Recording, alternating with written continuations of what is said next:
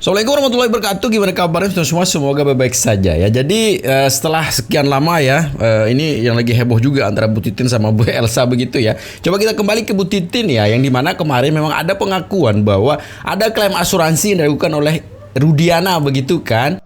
Termasuk sebetulnya orang tua pelapor, orang tua korban meyakini kok itu kecelakaan lalu lintas. Buktinya apa? Pada tanggal ada dugaannya. Ini nanti di cross check silahkanlah, karena itu tugasnya Kapolri untuk mengecek ya. Pada tanggal 29 Agustus 2016 itu ayahnya korban sudah mengurus jasa raharjanya sebagai korban, anaknya sebagai korban kecelakaan. Sehingga apa yang disampaikan oleh Ibu Titin ini mendapat reaksi keras juga dari kuasa hukumnya si Ibtu Rudiana.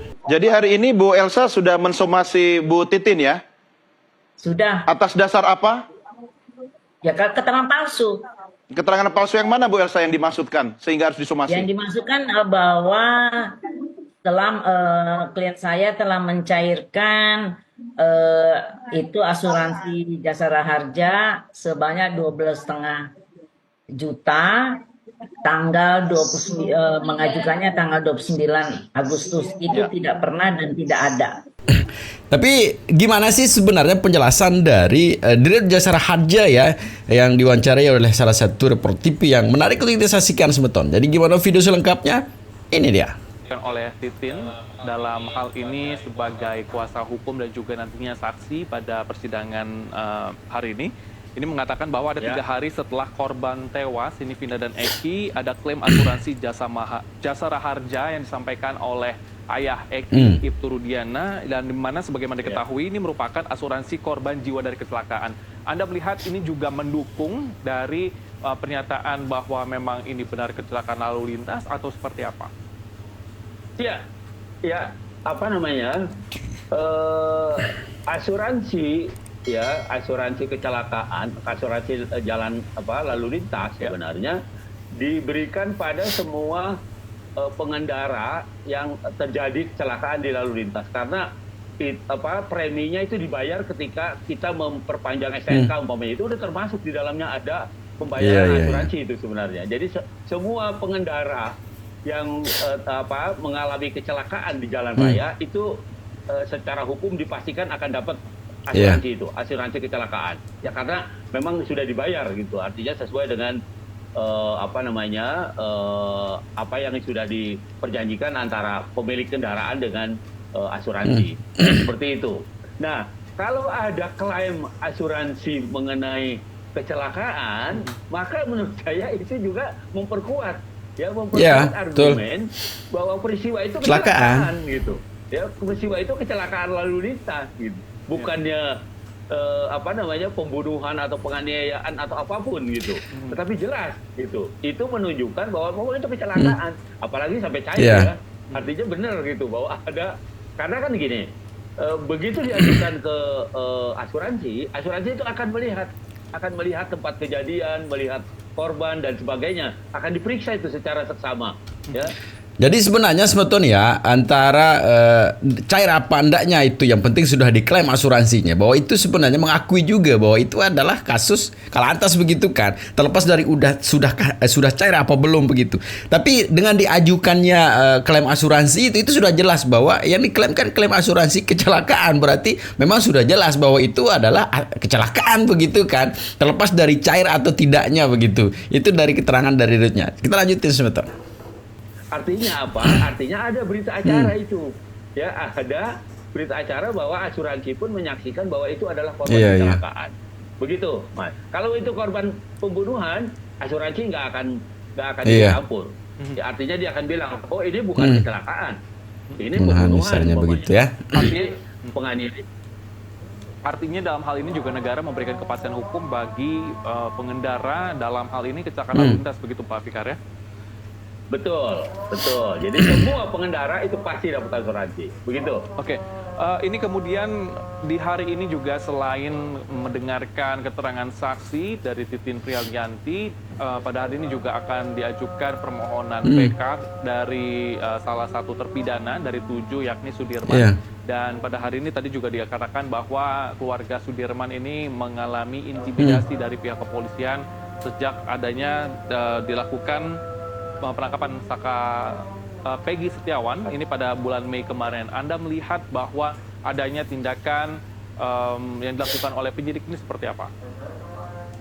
Saya kira itu tindakan tidak terpuji ya artinya apalagi sampai melakukan penekanan atau pressure gitu terhadap pihak yang memang ingin memperjuangkan haknya gitu ya, karena institusi negara dalam hal ini adalah kepolisian sebagai penyidik gitu ya, itu dia tidak bisa aktif, dia sifatnya pasif menunggu ya, sifatnya menunggu apa yang menjadi tugas dan kewenangannya gitu.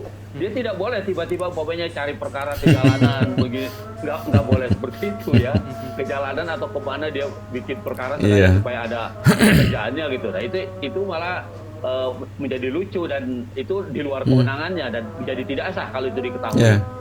Dia justru menunggu dan melayani. Nah karena itu tugas kepolisian itu ada 3 itu kalau nggak salah menurut undang-undang seperti itu ya. Yang pertama dia aktif nih menjaga keamanan dan ketertiban, memang dia boleh aktif ya, artinya menjamin ketentraman warga negara atau masyarakat ya di dalam satu komunitas atau di dalam satu wilayah hukum itu menjadi tertib, aman dan tertib gitu. Artinya semua berjalan sesuai dengan aturan. Yang kedua, dia penegak hukum. Ya, penegak hukum itu dia baru bisa melayani kalau ada peristiwa hukum gitu. Artinya ini pasif nih. Ya, polisi sebagai penegak hukum itu pasif. Dia menunggu ya apa yang dilaporkan kepada dia baru dia proses gitu. Bahkan kalau ada tindak pidana yang bersifat delik aduan umpamanya, sementara korbannya tidak mau melapor ya, tidak melapor ke polisi, nggak boleh polisi duluan memproses gitu. Ya kecuali polisi melihat ada penganiayaan di jalanan, itu baru boleh aktif gitu, aktif dalam pengertian.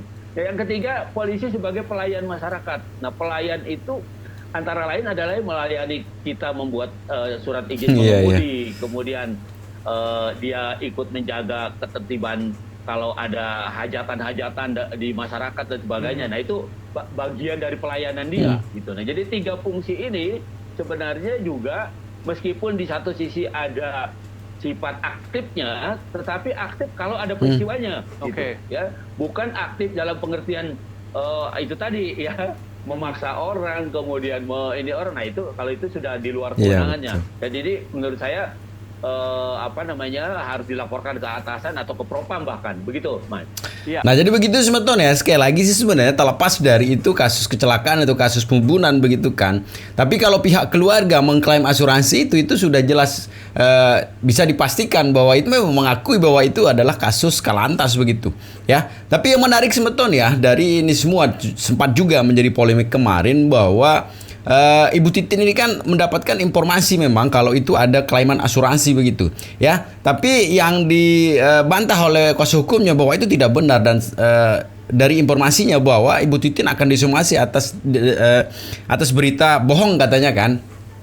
Tapi sebenarnya dalam pengakuan juga yang disampaikan oleh Bu Titin waktu sidang PK kemarin bahwa ini statusnya asuransi ini kayak gimana Semeton ya? Apakah sudah cair atau belum? Jadi menarik untuk kita saksikan kembali Semeton ya sidang PK-nya. Ini dah videonya. 2016 saya sudah mendapatkan informasi. Orang tua pelapor yang mengalami kecelakaan lalu lintas sudah mengajukan klaim asuransi diduga pada tanggal 27 Agustus 29 Agustus 2016. Nah, 27 kejadian, 28 dimakamkan, 29 Agustus 2016 saya mendapat informasi sebetulnya klaimnya diajukan. Kalau untuk waktu itu kan kecelakaan tunggal. Kalau untuk anggota TNI dan Polri, anggota keluarganya walaupun kecelakaan tunggal mendapatkan penggantian dari Jasara Harja. Nilainya hanya separuh. Dan sudah di ACC informasinya, silakan ini barangkali dari Kapolri sendiri yang harus menindaklanjuti. Informasinya cair 12,5 juta. Nah, tuh ya, cair 12,5 juta katanya. Bahwa artinya Semeton kalau sudah cair berarti sudah diterima. Dan kalau sudah terima berarti kan sudah mengakui bahwa itu adalah kasus kalantas begitu. ya. Apalagi sekarang beredar juga video waktu si Sanana di Sonono ya, yang apa namanya menangkap gitu kan, yang menyatakan bahwa tidak ada penangkapan, hanya pengaman apa segala macam. Dan ini menjadi sesuatu hal yang baru juga sebetulnya ya, sebagai barang bukti mungkin ya, nanti silakan diselidiki gitu kan, apakah ini benar atau tidak terjadi peristiwa itu begitu ya. Tapi dengan banyaknya kejanggalan yang terjadi dalam kasus ini sebetulnya, lebih-lebih dibuat-buat bukti-bukti yang dipaksa begitu kan, ini masyarakat netizen juga sudah meyakini bahwa ini murni memang kalantas begitu ya, tidak ada kasus pembunuhan. Nah, skenario yang berkembang, apakah ini untuk bagaimana, apakah ini untuk naikkan pangkat, banyak sekali spekulasi liar yang terjadi di sana. Tapi intinya semeton bahwa apapun itu, bahwa jangan sampai mengorbankan orang yang tidak bersalah, dan kita harus terus mengawal kasus ini hingga 78 orang itu dibebaskan semeton ya. Jadi ini menarik semeton ya, kita akan terus kawal kasus ini sampai 78 orang ini dibebaskan. Jadi segitu saja video semeton, di akhir video selalu pesan jangan cepat termakan hoax, selalu jaga persatuan serta persaudaraan kita ya, dan jangan nakal tuh, karena sedikit nakal nanti bisa berakibat fatal. Jadi segitu saja video semeton. Assalamualaikum warahmatullahi wabarakatuh.